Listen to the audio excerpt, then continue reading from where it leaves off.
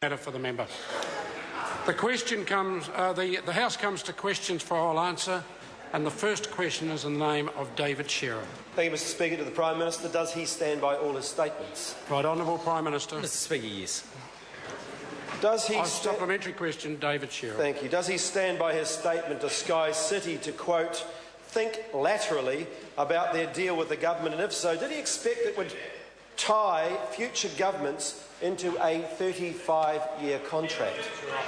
Right, Honourable Prime Minister. Mr. Speaker, yes, and it's quite normal actually for contractual arrangements that might span one parliamentary term to another to ensure that those contracts are honoured. We also have 35 years of obligations that we expect Sky City to honour. Supplementary question, David Shearer. Can he confirm that the decision to increase pokie machines in 2001 was made not by the government, but by the then chair of the Casino Control Authority, Judith Collins, and that soon after that decision was made, the Labor government legislated to introduce a sinking lid policy on future pokies? Right, Honourable Prime Minister. Speaker, that may well be the case. I also know that in 2001, when the then Labor government negotiated a deal with Sky City, there were 230 pokie machines for less than 1/3 of the size of this convention centre. Speaker. Supplementary question, David Shearer. Thank you. Why has his government refused to release the advice it received on possible harm to the community of gambling, with the additional 230 pokie machines, 40 extra gaming tables, cashless technology for pokie machines, and allowing 17% of pokies to accept more than $20 denominations? Right, Honourable Prime Minister. Mr. Speaker, I'm advised by the Minister that all of that information will be released in due course. When? Supplementary question, David Shearer. Will the public have an opportunity to have a say on this legislation and the shape of the convention centre, or will the government go along with Nigel Morrison, who says that it's not necessary? Right, Honourable Prime Minister. Mr. Speaker, a few things. Firstly, the legislation will go to Select Committee. Secondly, the member will be aware that in 2011 we campaigned actually on this issue and broadly in line with the deal that's been announced.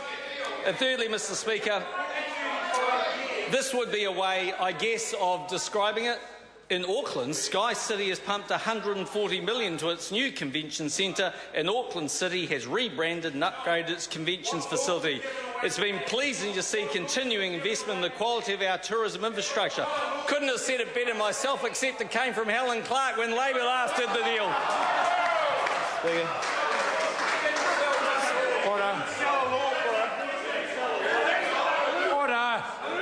Order.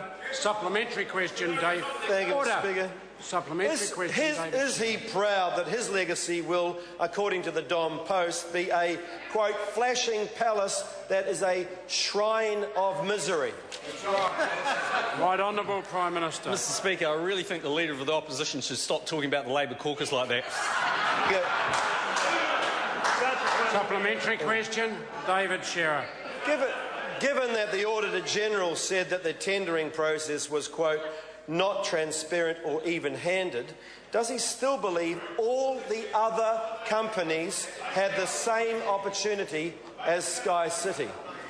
Right, Honourable Prime Minister. Mr. Speaker, yes, but Sky City clearly had some natural advantages given that they are already operating a convention centre organised by Labor. But, Mr. Speaker, I think it is worth point of order. Mr. Speaker, it was adequately answered. Thank you.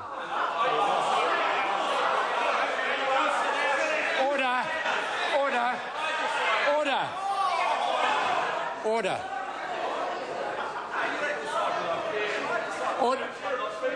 I now have a point of order from the Honourable Judith Collins. Mr. Speaker, despite what Mr. Shearer said, I, who was just along from the Prime Minister, couldn't hear a word of his magnificent answer. It was a political question and a very political answer. Are there further supplementaries?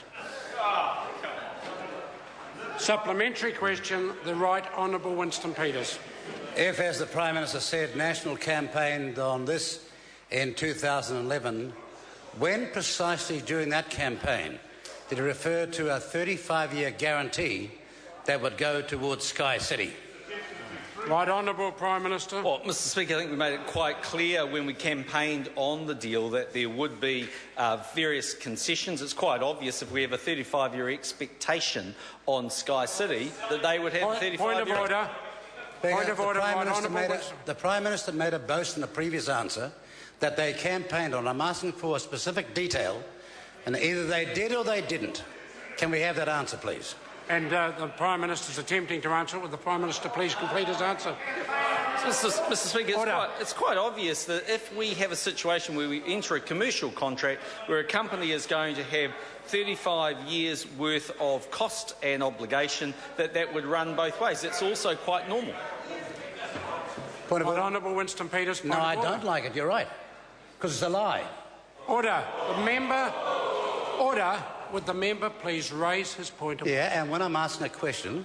Order. Point of order. When I'm raising a point of order, you will shut them down. Silence. OK.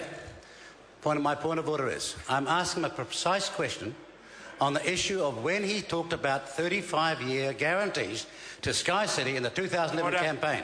Order. If the answer is no, make him say it. Order. The Prime Minister has adequately addressed the question that was raised. Order.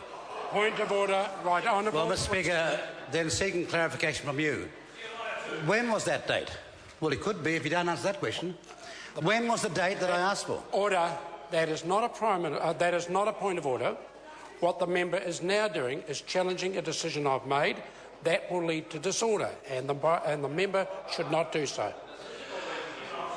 Question number 2, David Bennett.